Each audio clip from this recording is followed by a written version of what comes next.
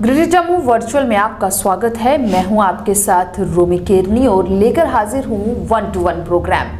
इस 1 to 1 programme में हम किसी हस्ती से बातचीत करते हैं और कई मुद्दों पर उनसे अपने जो सवाल हैं उनके जवाब जानने की भी कोशिश करते हैं। और आज के 1 to 1 प्रोग्राम में हमारे साथ जो शख्सियत जुड़े हैं, मैं बता दूं कि वो सेल्फ स्टाइल लीडर हैं और साथ ही साथ पेरेंट्स एसोसिएशन नामक जो ऑर्गेनाइजेशन है उसके चेयरमैन है, डोगरा संगठन जो है उसके प्रेसिडेंट है और उसके साथ साथ ही सोशल एक्टिविस्ट भी हैं। हमने इन्हें कई मुद्दों पर देखा है कि ये बच्चों के फीस का जो मुद्दा है उस पर कई बार संघर्ष करते हुए दिखाई देते हैं। तो चलिए सीधा अमित कपूर जी से बातचीत करते हैं और अपने सवालों के जो है जवाब जानने की कोशिश करते हैं। अमित जी, सबसे पहले तो ग्रेटर जम्मू वर्चुअल में आपका स्वागत है। Thank you ma'am, thank you. Amit ji, मेरा पहला सवाल आपसे ये है कि पेरेंट्स एसोसिएशन, क्योंकि आपके अगर शुरुआत में देखें तो आपने डोगरा संगठन से शुरुआत की और फिर पेरेंट्स एसोसिएशन बनाई, ये सोच कहाँ से आपके अंदर आई? देखिए मैम, जब मैंने डोगरा संगठन बनाया था तो मैं काफ़ी इशू उठाता था। जब भी कोई लड़की के साथ गलत होता है, कोई किसी के साथ कुछ भी कोई गलत हुआ हो तो हम वो इशू उठाते थे। जी बिल्कुल। तो इस दौरान 18/3/2019 को एक ऑर्डर आता है कि 2014 के बाद जितनी फीस इंक्रीज हुई है विद 9% इंटरेस्ट लगाकर पेरेंट्स को वापस करनी है। जब ये ऑर्डर आया तो ये जो ऑर्डर जिनका आया था वो हमारे जज साहब हमारे रिलेटिव ही लगते हैं। तो उन्होंने मेरे को, एक दिन हम उनके घर में गए थे तो उन्होंने मेरे को बताया, कहते बेटा आज धीरज सिंह ठाकुर जी ने और मैंने ये ऑर्डर जो है आज दिया हुआ है, तो लेकिन 1 महीना हो गया इस ऑर्डर को अभी तक इम्प्लीमेंटेशन नहीं दी गई जी। तो तू अच्छा काम कर रहा है, तो मुद्दे उठाता है, तो क्यों ना तू ये मुद्दा उठाए, ये समाज के लिए अच्छा है जी। तो क्या कहते हैं, कुछ प्रेरणा मिलती है। तो मुझे वो वहाँ से प्रेरणा मिली। तो मैंने जब ये ऑर्डर निकाला, मैंने स्टडी करा, फिर मैंने कॉल की डायरेक्टर एजुकेशन को कि मैम आप मुझे एक चीज़ बताइए, 18/3/2019 को ऑर्डर आया है, आज 21 अप्रैल हो चुकी है, तो अभी तक आपने कोई ऑर्डर इंप्लीमेंट नहीं किया। तो मैडम का कहना था कि नहीं हम लगे हुए हैं। तो मुझे बड़ा अफसोस हुआ कि जनता का इतना करोड़ों रुपया पेरेंट्स का जो था वो वापिस करना था स्कूल वालों ने, लेकिन कोई भी ऐसा कुछ नहीं हुआ। जब मैंने 21 अप्रैल जब एक हाई कोर्ट के ऑर्डर, डबल बेंच का फैसला जो आता है उसको इंप्लीमेंट करने के लिए मेरे हिसाब से गवर्नमेंट मुलाजिम को, ऑफिसर को 10-15 मिनट लगते हैं, 10-15 मिनट नहीं लगाइए तो 15 दिन लगा दीजिए। जब 1 महीना हो गया फिर जाके मुझे इस गहराई में जाना पड़ा, तो मैं इस मुद्दे को उठाकर मैं रोडों पे आ गया। जब मैं रोडों पे आया तो पेरेंट्स अवेयर हो गया। जब पेरेंट्स अवेयर हुआ तो फिर जाके डायरेक्टर एजुकेशन की एक बाइट आई, वो आई जम्मू परिवर्तन पे। तो वहां पे उन्होंने बाइट दी कि ऐसे ऐसे हम लोग ये सब कर रहे हैं। तो वहां पे बड़े बड़े स्कूल थे, बड़े बड़े उनके स्कूल के ऑनर थे, बड़े मिनिस्टर्स उसमें शामिल थे, करोड़ों रुपए का नेक्सस था, करोड़ों रुपया पेरेंट्स का वापिस होना था। तो इस चीज को लेके जब मैं रोडों पे आया तो पेरेंट्स अवेयर हो गया, पेरेंट्स बाहर निकलना स्टार्ट हो गया, तो हम लोगों ने आवाज उठाना स्टार्ट कर दी। फिर जाके जब मुद्दा बड़ा हाईलाइट हो गया तो एक दिन हमने डायरेक्टर एजुकेशन का घेराव कर दिया। जब हमने डायरेक्टर एजुकेशन का घेराव किया तो हम सीधे लाइव में हम डायरेक्टर एजुकेशन के रूम में गए सभी पेरेंट्स से। तो उन्होंने उस टाइम माना ये चीज कि हाँ ये ऑर्डर आया हुआ है, हम इसका हिसाब बना रहे हैं और ये जल्दी से जल्दी पेरेंट्स को वापस दिलाया जाएगा। और कोई भी स्कूल के पास JKFFC का अप्रूवल नहीं था।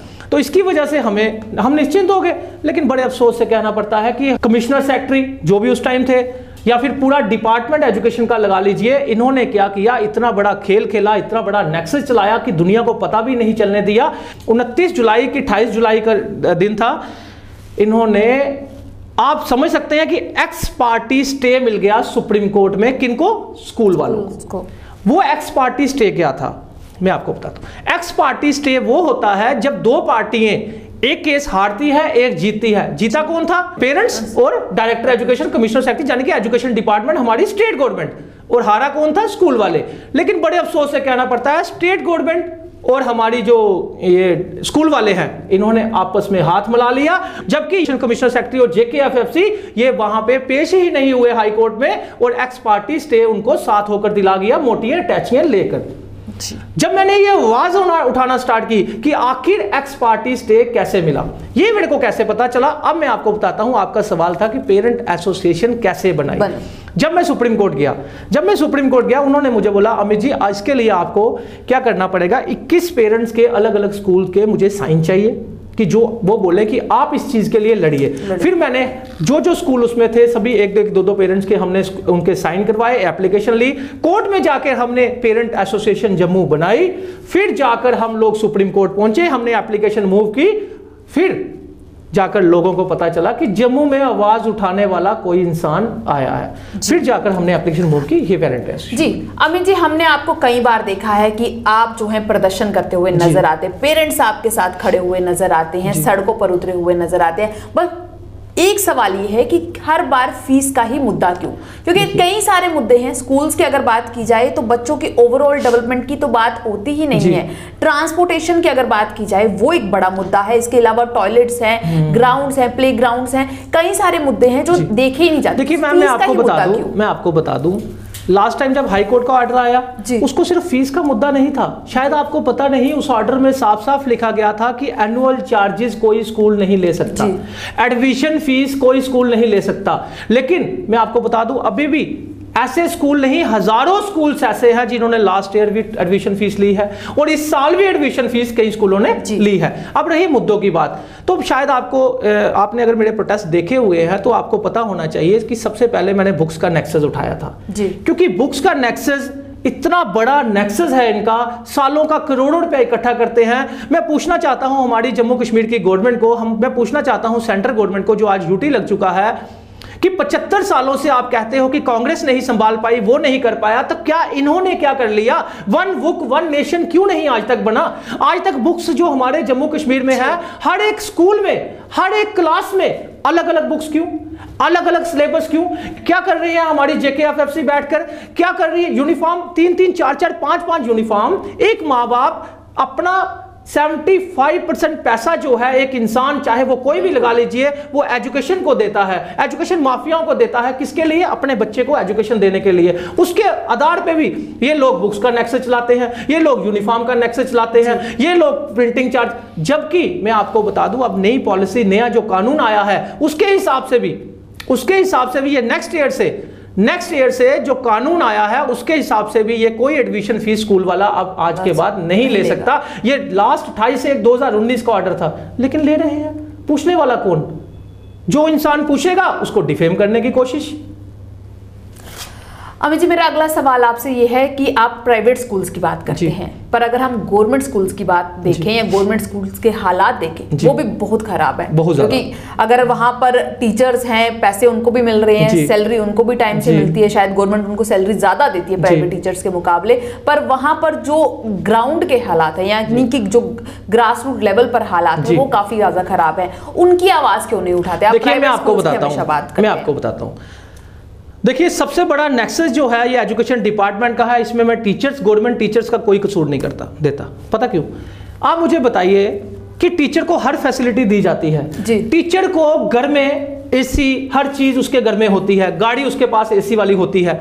जब वो स्कूल आती है, स्कूल का इंफ्रास्ट्रक्चर देखकर आप भी वहां पे जाकर 1 घंटा बैठ नहीं सकते, तो टीचर कंफर्टेबल कैसे होगी? वो कैसे एजुकेशन देगी और हम बच्चे कैसे भेजेंगे? इसी वजह से आज प्राइवेट स्कूल का नेक्सस चलाने के लिए जो हमारी गवर्नमेंट जितने भी आए हैं, क्योंकि आप एजुकेशन मिनिस्टर लगा लीजिए, मैं आपको बोलना चाहता हूं, मैं चैलेंज करता हूं, एक भी एजुकेशन मिनिस्टर मुझे बता दीजिए जिसका स्कूल नहीं। कांग्रेस के मिनिस्टर लगा लीजिए, जितने भी मिनिस्टर आए हैं इनके अपने साले के, जीजे के, मामे के, ताए के स्कूल है।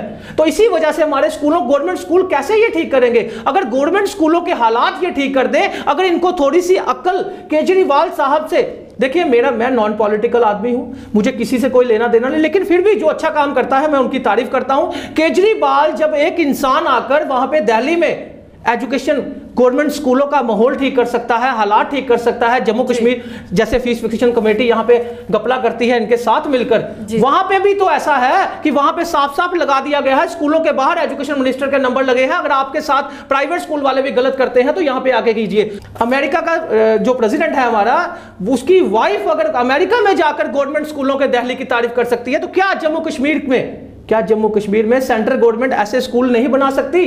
क्या हमारे जम्मू कश्मीर के ब्यूरोक्रेट्स नहीं बना सकते? क्या हमारे जम्मू कश्मीर के एलजी साहब एजुकेशन का मुद्दा आज तक उठाया उन्होंने कभी? एजुकेशन के नाम का, या फिर हेल्थ, एजुकेशन, हेल्थ और अनएम्प्लॉयमेंट। मुझे एक भी पॉलिटिशियन बता दीजिए, मुझे एक भी पॉलिटिकल लीडर बता दीजिए, मुझे एक भी ब्यूरोक्रेट्स बता दीजिए जिन्होंने इन मुद्दों पर बात की हो। हमेशा यहां पे पॉलिटिक्स क्या चलती है? जम्मू वर्सेस कश्मीर, हिंदू वर्सेस मुस्लिम। इसी वजह से ये लोग हम लोगों को बेवकूफ बनाकर, मुद्दों से भटकाकर यही चीजें करते हैं। और स्कूल आज वही का वही है, जो 70 सालों से बिल्डिंगें थी, वही गवर्नमेंट स्कूलों की बिल्डिंगों की हालत है। ये स्कूल इसलिए नहीं बनाते गवर्नमेंट स्कूल, क्योंकि इन्होंने अगर गवर्नमेंट स्कूल बना दिया तो प्राइवेट स्कूलों की अटैचियां जो है वो बंद हो जाएंगी। वही मेरा आपसे सवाल है कि आप भी, अगर हमने देखा है कि प्राइवेट स्कूल्स का ही मुद्दा उठाते हैं, गवर्नमेंट स्कूल्स का मुद्दा क्यों नहीं उठाते? गवर्नमेंट स्कूल्स की बात क्यों नहीं? देखिए मेरी बात सुनिए, पहले अगर मैं गवर्नमेंट स्कूलों का मुद्दा उठाऊंगा तो क्या आप क्या चाहते हैं कि प्राइवेट स्कूल वाले लूटते रहे? जी। जब तक प्राइवेट स्कूलों की लूट खत्म नहीं होगी, जब तक मैं इनका नेक्सस सामने नहीं लाता लोगों के कि प्राइवेट स्कूल वालों का और एजुकेशन डिपार्टमेंट का आपस में नेक्सस क्या है, आखिर ये गवर्नमेंट स्कूल का इंफ्रास्ट्रक्चर अच्छा क्यों नहीं बनाते, इसी वजह से मैंने ये पहले प्राइवेट स्कूलों को पकड़ा, ताकि प्राइवेट स्कूलों का और एजुकेशन डिपार्टमेंट का जो आपस में रिश्ता है ये एक्सपोज हो। उसके बाद फिर इनको शर्म आएगी, फिर एहसास होगा, फिर जाकर कोई गवर्नमेंट इनिशिएटिव लेगी, जैसे केजरीवाल ने लिया, फिर जाकर इनिशिएटिव लेगी ताकि गवर्नमेंट का स्कूल का इंफ्रास्ट्रक्चर अच्छा बने। फिर जाकर हम भी सोच सकते हैं प्राइवेट स्कूल अच्छे बना सकते हैं। वहीं पे केवी स्कूल, मैं आपको एक चीज और बता देता हूं। अब आया केवी स्कूल, केवी स्कूल भी तो गवर्नमेंट स्कूल है, मानते हो इस चीज को? बिल्कुल। सेंटर का स्कूल है जी। वहां पे क्यों 600 रुपया फीस है? वहां पे क्यों नहीं एनुअल चार्जेस लिया जाता? वहां पे क्यों नहीं एडमिशन फीस ली जाती? वहां पे एनसीईआरटी की बुक्स क्यों पढ़ाई जाती हैं? वहां पे क्यों नहीं यूनिफॉर्म का नेक्सस है? वो स्कूल जो है, मैं आज भी तारीफ करता हूं, कोई बीएसएफ स्कूल, कोई आर्मी स्कूल लगा लीजिए, सबके सब लूटते हैं सिवाय एक स्कूल के, वो है केवी स्कूल, केंद्रीय विद्यालय स्कूल। अगर केंद्रीय विद्यालय जैसे गवर्नमेंट इनिशिएटिव ले, जम्मू में भी कश्मीर में भी अलग अलग कई स्कूल्स ऐसे बना दिए जाएं जो सिविल्स के लिए बच्चों के लिए बना दिए जाएं, तो मेरे हिसाब से लूट तो ऑटोमेटिकली खत्म हो जाएगी, मुझे जरूरत ही नहीं। हाँ, फिर उसके बाद अगर कोई प्राइवेट स्कूल में कोई पेरेंट्स भेजता है तो उसकी अपनी मर्जी है, लेकिन गवर्नमेंट पहले इनिशिएटिव तो ले, गवर्नमेंट पहले लूट तो खत्म करे। इसका मतलब यह नहीं कि आप कोई दुकान खोलते हो तो आप 7 रुपए की चीज 15 रुपए की सेल कर सकते हैं, ऐसा कुछ नहीं। हमारे लीगल मेट्रोलॉजी डिपार्टमेंट सोया है 50 रुपए की बुक्स पे जी, यहां पे 500 रुपया नेक्सस लगा दिया जाता है एमआरपी, कोई पूछने वाला नहीं। आप मुझे बताइए, जब एनसीईआरटी की बुक्स जो है पूरे ऑल इंडिया में पढ़ाई जाती है, तो हमारे जम्मू कश्मीर में एनसीईआरटी का पैटर्न क्यों पढ़ाया जाता है? क्यों पढ़ाया जाता है? क्योंकि इनका बुक्स का नेक्सस चलाना होता है, और पर्टिकुलर शॉप पे यूनिफॉर्म, पर्टिकुलर शॉप पे बुक्स।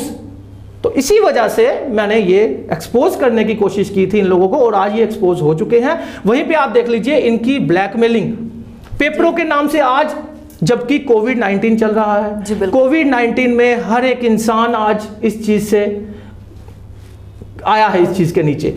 उसके बावजूद इन लोगों ने किसी भी तरह की मानवता नहीं दिखाई हमारे जम्मू कश्मीर के स्कूलों ने। आज भी ब्लैकमेलिंग चल रही है पेपरों के नाम पे, आज भी ब्लैकमेलिंग चल रही है यूनिफॉर्म के इनके ऑनलाइन क्लासेस के नाम से। मुझे एक चीज बता दीजिए, ऑनलाइन क्लासेस होती क्या है? ऑनलाइन क्लासेस क्या वर्क बुक्स को आप क्लिक करके भेज देंगे व्हाट्सएप पे, क्या उसको ऑनलाइन क्लासेस कहा जाता है?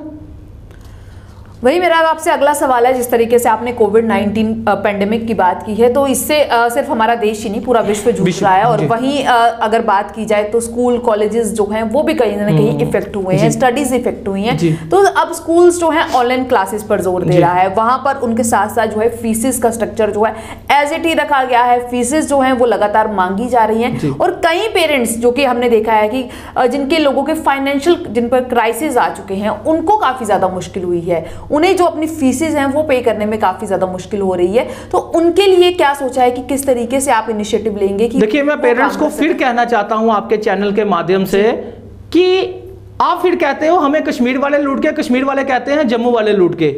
आखिर आप लोग अपने बच्चों के लिए तो लड़ सकते हैं। आपने बहुत कर लिया जम्मू वर्सेस कश्मीर या हिंदू वर्सेस मुस्लिम, अब आपको अपने बच्चों के लिए लड़ना होगा, यूनाइट होकर लड़ना होगा। जम्मू कश्मीर की जनता को, आम आदमी को, इन लीडरों को समझना होगा, इन ब्यूरोक्रेट्स को समझना होगा, इन एजुकेशन माफिया को हमें समझना होगा, अपने हक की लड़ाई लड़ने के लिए हमें रोडों पे आना होगा, एक साथ होकर लड़ना होगा, तब जाकर जो आज कोविड-19 में सबसे जरूरी था कि हमारी सबसे पहले हमारे बच्चों की फीस माफ कर दी जाती। मैं मोदी साहब को पूछना चाहता हूं, आप कहते थे कि 5 किलो आटा 5 किलो चावल हर एक घर घर में पहुंचाया जाए जी, 5 किलो आटा 5 किलो चावल हर एक घर घर में पहुंचाया जाए लॉकडाउन में, ताकि वो भूखा ना रहे। लेकिन वहीं पे 5000 फीस वो अपने स्कूल में जबरदस्ती दे। ऐसे असगर समून साहब ने ट्यूशन फीस का रातों रात 4 बजे सुबह ऑर्डर निकाला था, तो उसको पूछने वाला कोई नहीं। आज आपने उनको ट्रांसफर कर दिया। मैं आपको पूछना चाहता हूं, जब हर स्टेट में फीस रिड्यूस हो रही है, महाराष्ट्र गवर्नमेंट ने ऑर्डर दे दिया और हमारी गुजरात ने टोटल फीस जो है इस टाइम की बंद कर दी। अब आप कहते हैं पूरे विदेशों की बात करें अगर, तो अमेरिका ने तो एजुकेशन जो इस टाइम एकेडमिक सेशन है वो बिल्कुल जीरो कर दिया है 2020-21 का। बड़े अफसोस से कहना पड़ता है, हमारा इंडिया, हमारे देश में एजुकेशन माफियाओं के नीचे हमारी जो सबसे आज मानी जाने वाली गवर्नमेंट बीजेपी, वो भी दब चुकी है। इसी वजह से ये एकेडमिक सेशन जीरो नहीं कर रहे, और ये चाहते हैं माँ बाप इसलिए फीस दें ताकि माँ बाप अपने बच्चों की क्लास प्रमोट करने का सर्टिफिकेट खरीदने की फीस दे, क्योंकि बच्चों को ऑनलाइन स्टडी तो हो नहीं रही। पूरे देश में 4G जहां चल रहा है वहां फीस रिड्यूस हो रही है, जहां पे 4G नहीं चल रहा, यहां पे 2G चल रहा है, वहां पे ये लोग पूरी मंथली फीस ले रहे हैं। और असगर समून साहब का कहना है कि हमारी सिर्फ 200-250 रुपया ट्यूशन फीस थी। असगर समून साहब LG साहब को इतना बेवकूफ बनाते हैं कि कहते हैं 200-250 रुपया ट्यूशन फीस है। मैं LG साहब को कहना चाहता हूं, एक भी स्कूल मुझे बता दीजिए जिसकी 200-250 रुपया ट्यूशन फीस है। यहां पे 8-8 हजार रुपए तक ट्यूशन फीस है। आखिर हमें क्यों नहीं बताया जाता कि व्हाट इज ट्यूशन फीस? अगर हम रेस्टोरेंट में जाते हैं, रेस्टोरेंट में अगर एक सब्जी से खाना खाएंगे तो हम एक सब्जी का बिल देंगे, ना कि पूरे रेस्टोरेंट का। अगर हम ऑनलाइन स्टडी कर रहे हैं, हम टीचर्स की सैलरी रखने के लिए बिल्कुल भी तैयार नहीं। अगर हमारी 1000 रुपया फीस बनती है तो 20% हम फीस पर बच्चा देने के लिए तैयार है, ताकि जिससे 200 रुपया पर बच्चा फीस दे, ताकि टीचरों की सैलरी निकल जाए। और स्कूल को इस टाइम मानवता दिखानी चाहिए, सिर्फ टीचरों की सैलरी के लिए पैसा लेना चाहिए, ना कि अपने BMW की गाड़ियों में तेल डालने के लिए लेना चाहिए, ना कि अपने बैंक में FDA करवाने के लिए पैसा लेना चाहिए। इस टाइम मानवता इनको दिखानी चाहिए। बिल्कुल सही कहा आपने। और जिस तरीके से आपने ये भी कहा कि अब जरूरत है, क्योंकि बहुत सारे लोग हैं जो इस समय फाइनेंशियल क्राइसिस से जूझ रहे हैं, उन्हें काफी सारी मुश्किलों का सामना करना पड़ रहा है, और वो पेरेंट्स बेचारे अब कुछ बोल भी नहीं पा रहे, और कई ऐसे चीज़ें ऑप्शंस ढूंढ रहे हैं कि वो अपने बच्चों की जो फीसेस हैं वो पे कर सके। अमित जी, आपसे एक और सवाल का जवाब चाहूंगी कि जिस तरीके से आपने ये शुरुआत डोगरा संगठन से की थी, फिर पेरेंट्स एसोसिएशन बनाया है, प्राइवेट स्कूल्स का आप जो नेक्सस की बात कर रहे हैं, आप उसे उजागर करने में लगे हुए हैं। इन फ्यूचर आपके क्या प्लान्स हैं कि क्या आप किस तरीके से जो जम्मू की आवाज़ या जो पेरेंट्स की आवाज़ है उसे आगे लेकर जाएंगे? देखिए, इन फ्यूचर मैं आपको साफ साफ बता देता हूँ, सबसे पहला जो मेरा नेक्सस खत्म करना है इनका बुक्स का, यूनिफॉर्म का, इनका फीसों की। अब आपके लिए बहुत खुशखबरी है कि हमारा ये कानून बन चुका है कि कोई भी फीस अगर इन्होंने रेगुलेट करनी है, उसके लिए नया कानून आ चुका है कि उस कानून के हिसाब से हमारी जो कमेटी रहेगी, वो कमेटी जो है वो डिसाइड करेगी किस स्कूल में कितनी फीस रहेगी। लेकिन उससे पहले कानून तो आ चुका है, कानून तो बनते हैं, लेकिन जब तक हमारी जनता अवेयर नहीं होगी, जब तक पेरेंट्स अवेयर नहीं होंगे, तब तक कुछ भी होने वाला नहीं। दूसरा, मैं आपको बता दूं, इन फ्यूचर कहीं भी किसी के साथ भी एजुकेशन में, हेल्थ में, इन चीजों में हमारे यूथ के साथ कुछ भी गलत होता है, मैं आवाज उठाने के लिए तैयार हूं। मैं हमेशा आपके चैनल के माध्यम से कहना चाहता हूं कि मैं किसी से भी किसी तरह का कोई परहेज करने वाला इंसान नहीं हूं। जहां पे सच्चाई की आवाज होगी, अमित कपूर सबसे आगे होगा। लेकिन मैं लास्ट में आपको फिर कहना चाहता हूं, अमित कपूर अकेला कुछ नहीं कर सकता जब तक आप पेरेंट्स, आप जनता अवेयर नहीं होंगे। मैं आपको एक चीज आपसे शेयर करना चाहता हूं, मैं आपका टाइम वेस्ट कर रहा हूं शायद, लेकिन इस चीज के मुद्दे को लेकर मैं जरूर कहूंगा। मैं आपको बताना चाहता हूं कि क्या नेक्सस चल रहा है। मैं तो एक नॉन पॉलिटिकल इंसान हूं, मैं समझ सकता हूं। तो जब तक हमारी जनता नहीं समझेगी, जब तक हमारे पेरेंट्स नहीं समझेंगे, तब तक ये लीडर हमें लूटते रहेंगे, तब तक ये ब्यूरोक्रेट्स हमें लूटते रहेंगे। कैसे, मैं आपको बताता हूं। आपने देखा लास्ट टाइम कितना बढ़िया मुद्दा, इतना ज्यादा हाईलाइट हुआ था, क्लस्टर यूनिवर्सिटी का, कोरोना का, हॉस्पिटल्स का, ये हमारे डेली वेजरों का, इतना ज्यादा मुद्दा हाईलाइट था। लेकिन सियासत ने, देखिए इन सियासत करनियों ने क्या किया, हमारे फारूक अब्दुल्ला को बयान दिलाया। वो बयान गलत था, उस बयान के मैं भी खिलाफ हूं कि चाइना और पाकिस्तान की कोई तरफदारी करेगा तो हम उसका मुंह तोड़ देंगे, हम इस चीज के खिलाफ हैं। लेकिन बड़े अफसोस से कहना पड़ता है, सियासतदानों ने क्या किया, फारूक अब्दुल्ला से बयान दिलाया कि चाइना 370 और 35A पे यहां पे आकर हमारी हेल्प करेगा। लेकिन मैं आपको बता दूं कि उस बयान पे देखा आपने सभी मीडिया चैनल्स ने वही न्यूज चलाना स्टार्ट कर दी और बाकी जो मुद्दे हैं वो दबा दिए गए। यही सियासतदानों का सबसे बड़ा खेल है और यही हमें समझना होगा, यही हमें पेरेंट्स को समझना होगा। मैं आपके चैनल के माध्यम से एक चीज और बता दूं, अनुराधा नाम का स्कूल है जी, आज उसका 150 बच्चा खज्जल हो रहा है। आपने देखा होगा 3 दिन पहले उन्होंने प्रोटेस्ट किया बच्चों ने, आज मेरी उनके साथ मीटिंग है। वो स्कूल 12 तक है ही नहीं, उसके बावजूद भी वो हर साल बच्चों को 12 तक लेता है और बेवकूफ बनाता है बच्चों को। और हर साल बच्चे जो हैं वो बोर्डों के चक्कर लगाते रहते हैं, कई बच्चों का साल जो है वेस्ट होता रहता है। इसी वजह से ये नेक्सस चलाया जा रहा है। और कहां क्या कर रहा है हमारा एजुकेशन बोर्ड की चेयरमैन, और ये कहते हैं कि हमने पहले ही वेबसाइट पे चढ़ा दिया है कि ये स्कूल 10 तक है। मैं पूछना चाहता हूं कि पेरेंट्स को अवेयरनेस क्यों नहीं दी जाती, जनता को अवेयरनेस क्यों नहीं दी जाती? मोदी साहब कोई स्कीम लाते हैं तो अवेयरनेस क्यों नहीं दी जाती? अगर कोई गवर्नमेंट कानून निकालता है तो अवेयरनेस क्यों नहीं दी जाती? बिल्कुल। जब से मैंने ये मुद्दा उठाया है, शायद आप लोगों को भी यही पता चला होगा कि Jammu Kashmir fees fixation committee कोई है। क्या पहले किसी को पता था? क्या पहले किसी को पता था कि Jammu Kashmir fees fixation committee है? अब मैं पूछना चाहता हूं क्यों अभी तक चेयरमैन क्यों नहीं आए, जबकि लास्ट मंथ आप न्यूज में दे रहे हो कि रिटायर्ड जज चेयरमैन आ चुके हैं।